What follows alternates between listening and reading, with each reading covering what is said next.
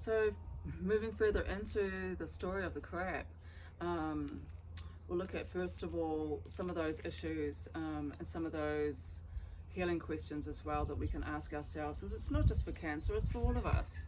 But my heart this time is, as I've been in preparation for this reading for the last couple of weeks, this is a very important message, and I really want to make sure that it gets across. We all need to take the time to sit by the fire. It's not just for cancer.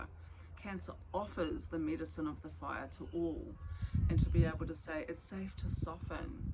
You know, we can allow complexity to remain complex until clarity arises. The question is, can we sit and stay? Can we stay connected? Because it doesn't also mean that we collapse into overmeshing and simply agreeing because we long for community and we long for connection. That doesn't mean to say that we have to betray ourselves or abandon ourselves. You know, it's about understanding that we can participate in creating the conditions for cancer to heal, and then we all heal in these ways. So the issue is, cancer deeply longs for safety but does not fully trust it. So number one, there's protective withdrawal or retreat into the shell. Two, emotional defensiveness or armor around the tenderness, because hurt often shows up wearing armor, and this is tenderness when it goes wrong. Three, attachment to familiar pain or old emotional loops. Four, disconnection from body and earth rhythms. Five, longing for community without understanding reciprocity.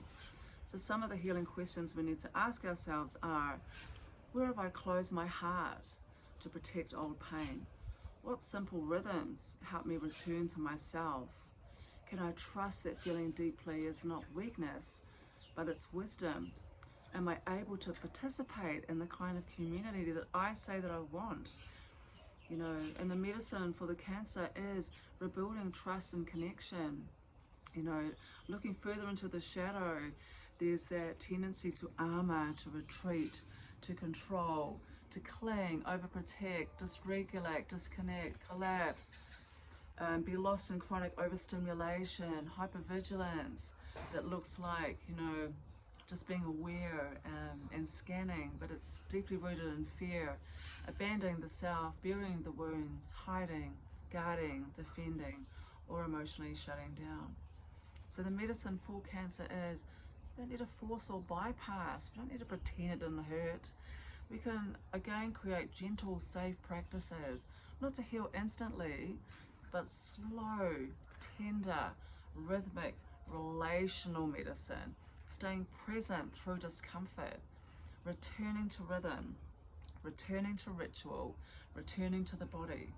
Because at the heart of it, sometimes there's a misunderstanding about reciprocity. And this shows up when we say, look, it's too much of a risk, you know, like, the fact is, real community is messy. It's messy. It asks for contribution, for accountability, for presence, for repair, and for reciprocity.